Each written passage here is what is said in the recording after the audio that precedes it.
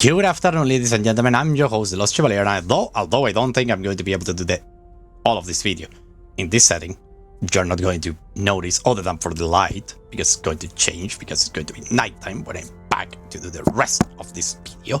The thing is that, welcome to the game with all the DLCs on. So we're gonna see the Empire creation screen over there, because for some reason my camera is, I don't know why, it looks like it's weird. The thing is that you're gonna see everything over there.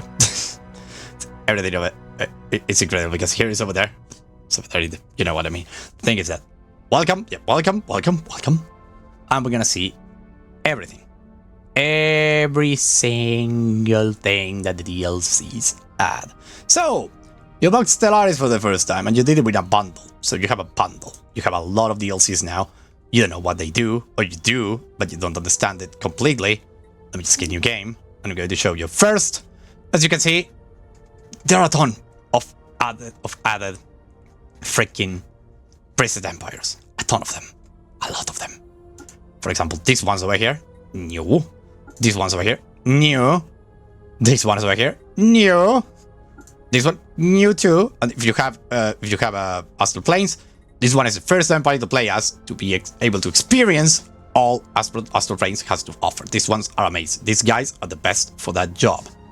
Because they're intelligent natural physicists, which means that we'll get the Rift Sphere, that is a research, super fast. Which is great. They're weak though. Don't worry about that. Don't worry about that. You can change that a little with a little gene modding, but other than that, it's okay. As you can see, as I say before, every single thing still has a beautiful written flavor text everywhere. You don't need to look at another thing. And now we have council positions. If you have the Paragons DLC, you have council positions. I'm going to go in depth about them in another time. Every single civic has a council position. Different council position with different effect. It's amazing. The thing is that you have this one is a defensive union. You have this one is a military commissariat. These ones are not the same as the other empire over here. So you can see they are quite different. Where are they? Where are the other birds? Here, you can see different species, though. Not the same. For a moment, I believe it was the same when I see first, but they're not.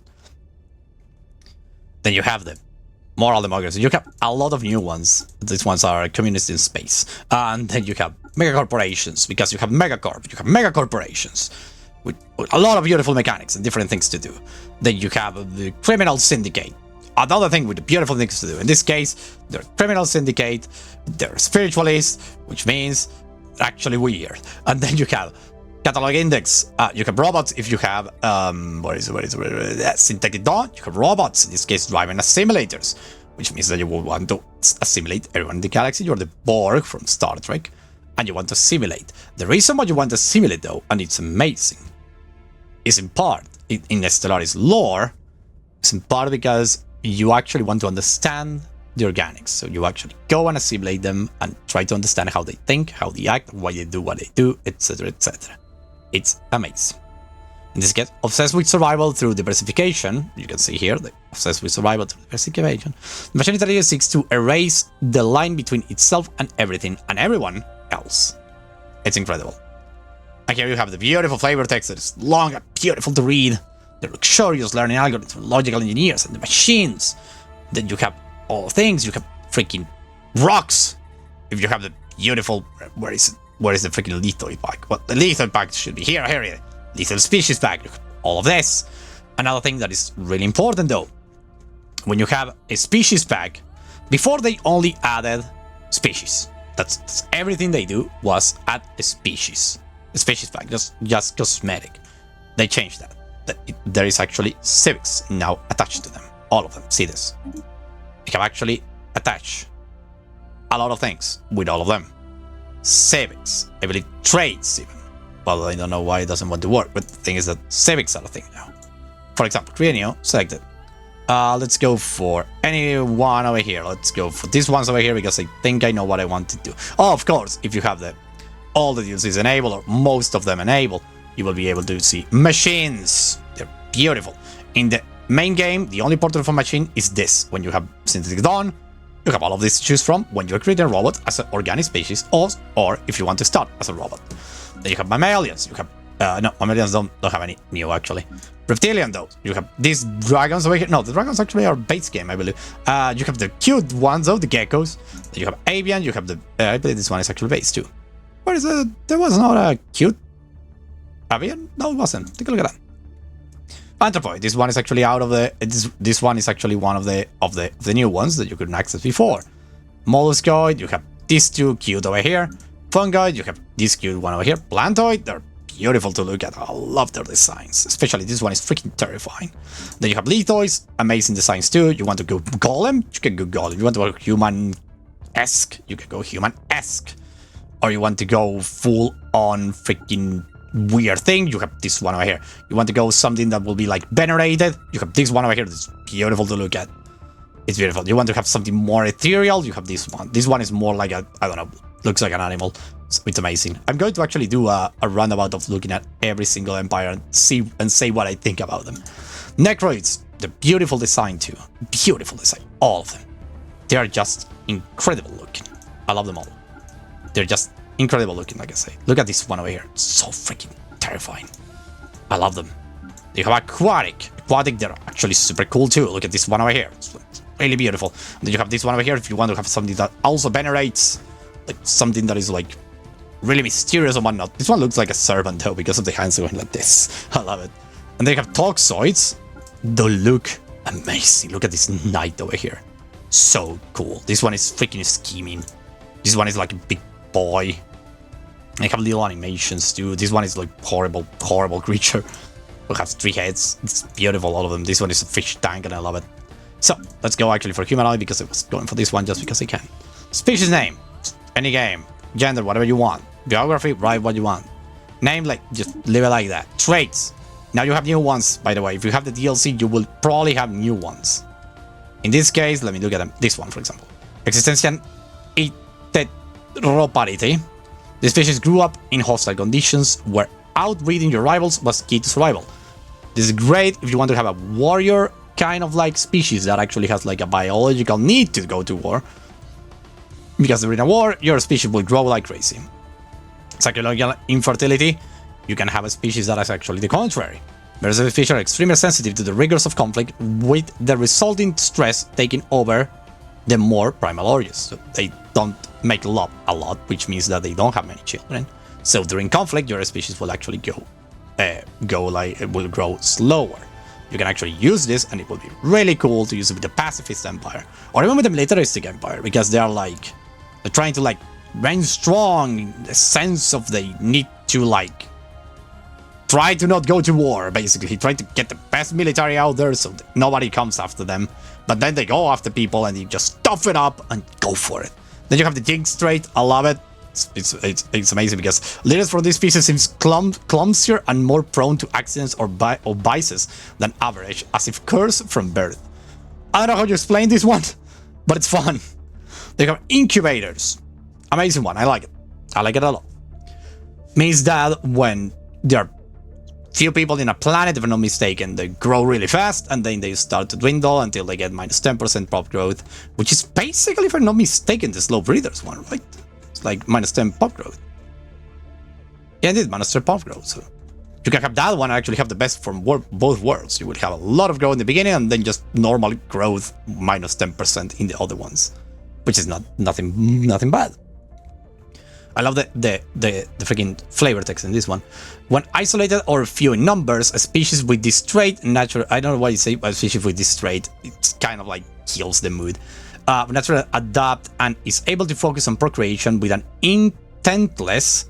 Others will consider extreme. However, when in large numbers, this effect is reversed, and they find reproduction more difficult. It's great. Inorganic bread. Pop upkeep plus 50%, which is actually kind of like a strong point. I wouldn't recommend this one for the first playthrough that you do, because you will actually have like a lot of upkeep, and you will not understand why your economy is tanking so hard. So I would recommend not choosing this one first go. Maybe choosing in the third go, fourth go, when you actually understand all the mechanics. So yeah, this is actually like slightly toxic. Indeed. Then you have Noxious. It's actually kind of cool. I like that. Nobody likes them. It just is great. Focus army damage is a lot. Species habitability cap minus 3%, and species minimal habitability plus 20%, yeah. Happiness for non-noxious pops, minus 1%, I believe for each noxious pop you have in the planet. So if you have 100 noxious pop in the planet, you will have minus 100% happiness for anyone else living there, which is not good. Happiness per non-noxious pop, non-included pop unaffected by happiness, plus 2%. This means another thing. If you mix pops with, you know, this trait and others with another trait, you can actually have your pops, your empire, your species be more happy thanks to living to people who are not like them. It's amazing. They have aquatic, anthropophobic, radiophobic, budding, and invasive species. All of this is regard fungoid on plantoid. This comes in the plantoid DLC, if I'm not mistaken. Aquatic comes for the aquatic species pack DLC. Okay, so let's just choose the incubators and move on. Name and class of the planet, like I say, choose whatever you want and go for it. Let's go for that. City appearance, now that you have DLC, you have actually more city appearance. This is just aesthetic, it changed the background. You can choose whatever you want, Toxoid, I like it a lot. Let's go for Origins. Now, Origins have gone wild, as you can see. You have Prosperous Unification. Before, if you have only the base game, you have 3. Now you have a lot. A lot of them. Like, a lot of them, you have all the DLC. You're gonna go crazy with it. Like, crazy with it. I'm not going to show you every single one of them now, but you can see that all of them have the beautiful, as I say, flavor text, a lot of effects, and some of them can even change the way you play completely. Completely. For example, the Void Dwellers will change the way you play. On the Shoulders of Giants had a beautiful excavation thing, if you have Archaeology DLC. Here with Dragons changes completely all of them. Clone Army changes completely. Necrophage, more than completely. Playing another game, basically. Ocean Paradise, cool. Progenitor Hive, your High Mind changes completely the way you play. Subterranean, kind of is the same actually. You only have like a couple more. Everything and just like people will have problems like reproducing. But already our battle damage minus 75% is really freaking good. Then you have Slingshot to the Stars. All the things. Teachers of the Shroud, Imperial Fiefdom, which is really good if you like the Holy Roman Empire. I'm not going to spoil you why I call it like that. Why everyone in the community actually call it the Holy Roman Empire origin. Rise of the King Knights of the Toxic God. Payback. This is actually pretty good. It came with this DLC over here. It's called First Contact. It's really freaking good. Payback and Broken Shackles came for that. And also this one over here, Fear of the Dark, also comes from that one. Under one rule, you want the Imperial of Man, this is the one you want. This is the perfect for you. Rift World, amazing. Fruitful Partnership, actually, super good too.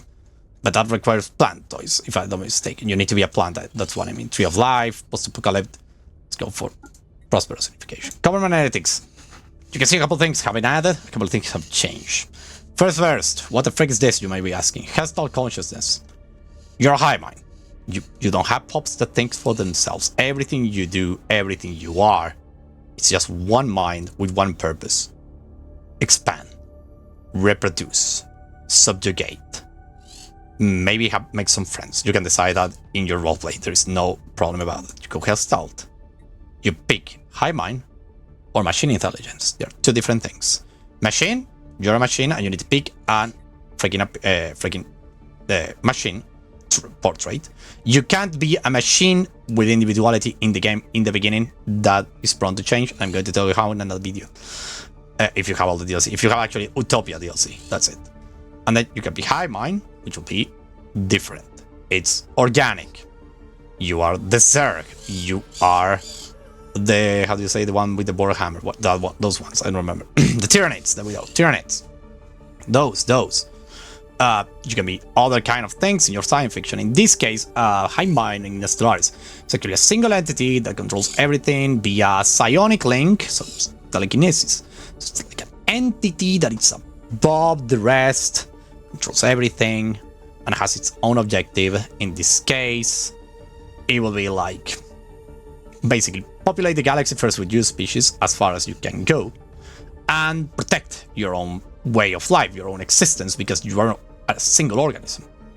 You are not trying to like forward an agenda, political agenda. You're actually trying to forward your own survival and ensure it, and assure your own survival.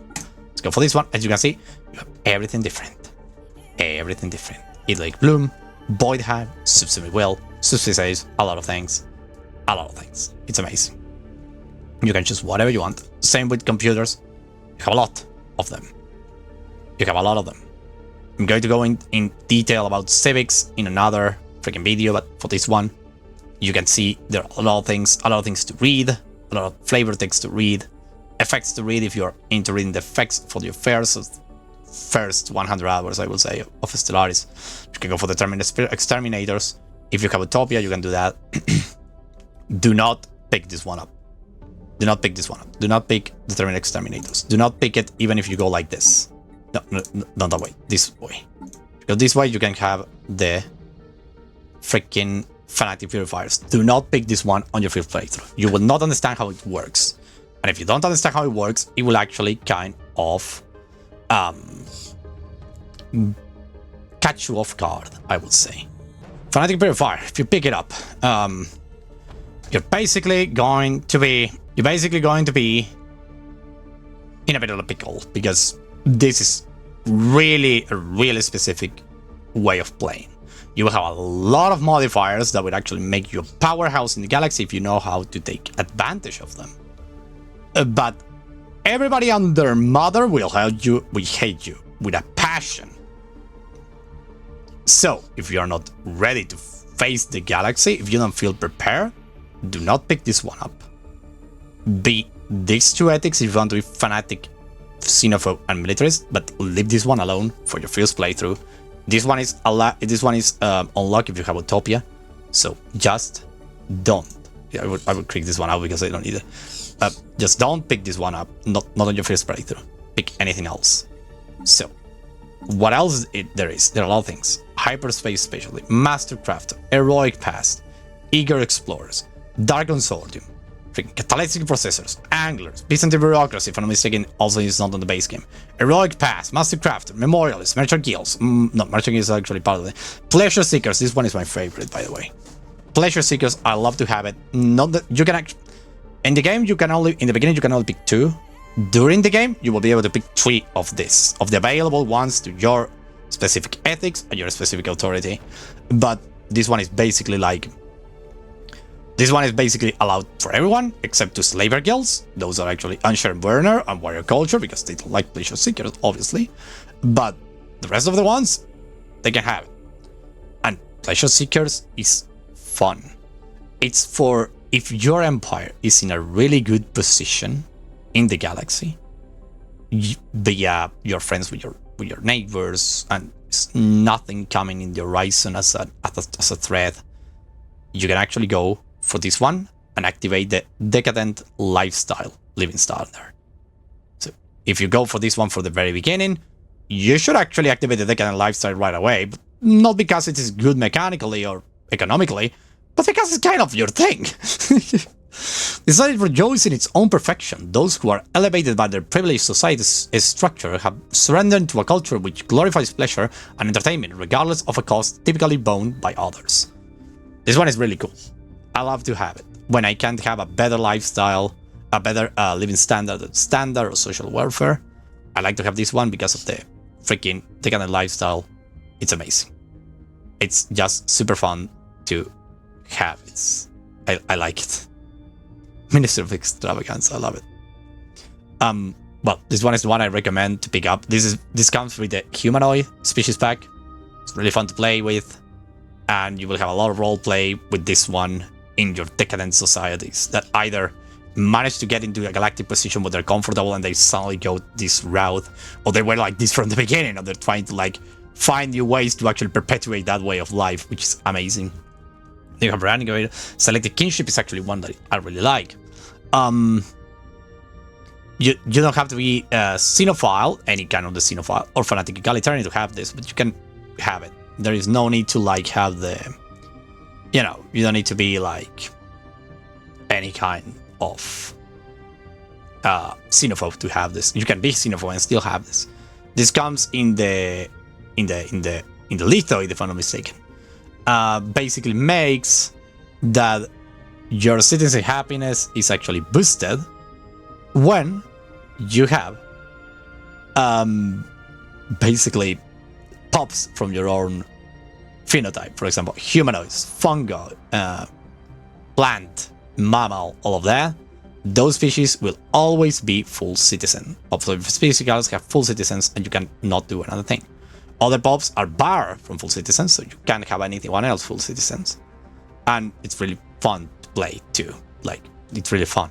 In uncertain universe, only kin can be trusted. The civilization is selective about this the species it defines as equals. Really cool. You can't have this though. Look, you can't be xenophile. I have selected kinship, sadly.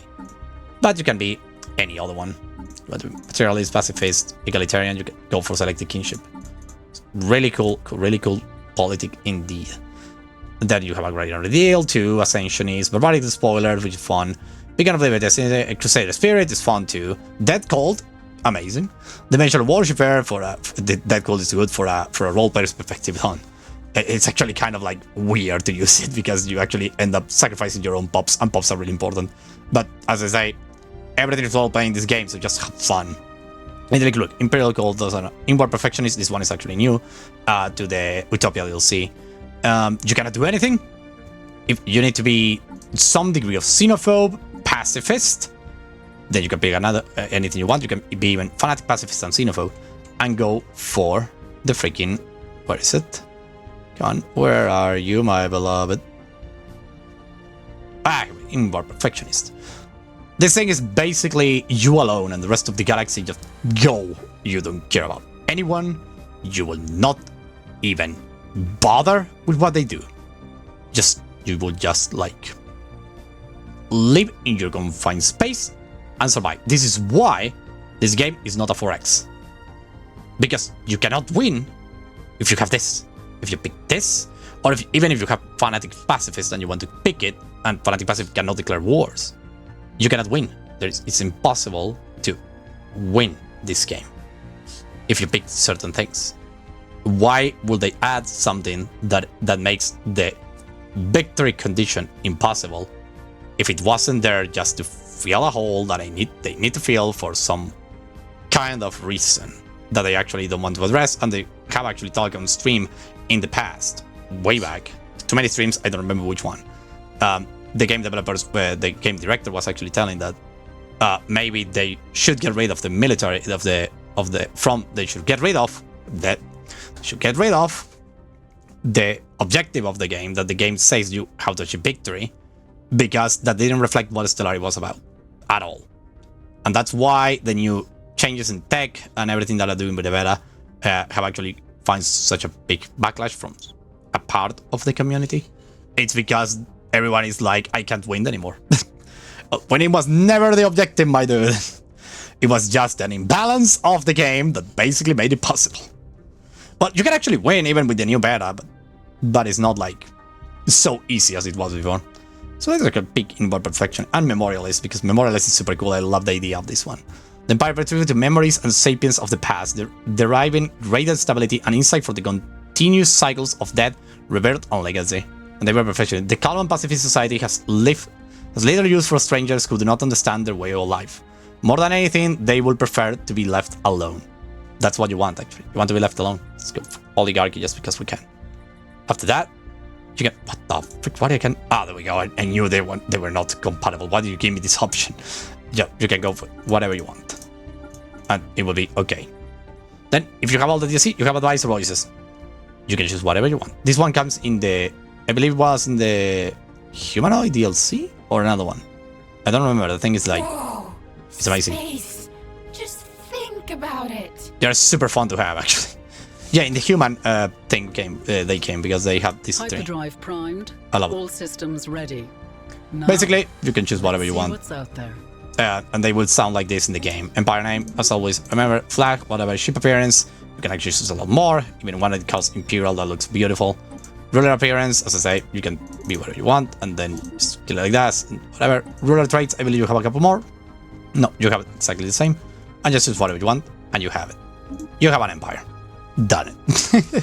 So, this is all the time I have for today. This is basically the thing with the whole DLC enabled. You can see everything that there is. There is a lot more. As always I say, in order to roleplay, just roleplay. Just in the first game, just pick whatever you feel is something you want to play as. If you want to do that, just pick something that you want to play as. You want to be inward perceptive memorialist, go for it. You want to be incubated, you can do whatever you want. If you get them all in a freaking bundle, just go for it and enjoy your game the way you want to play it. There is no victory conditions, there are none, there is not an obligation to even survive. You can die and try again the next time, try better luck, try to see if you can survive after you have learned what happened before. You can even have an interdimensional kind of lore about it if you want. You can do whatever you want. So thank you very much everyone for watching. This is the second video of this series. Well, let's say one parallel to the first, something like that. So we'll see you all in the next time in the Stellaris channel. Bye bye.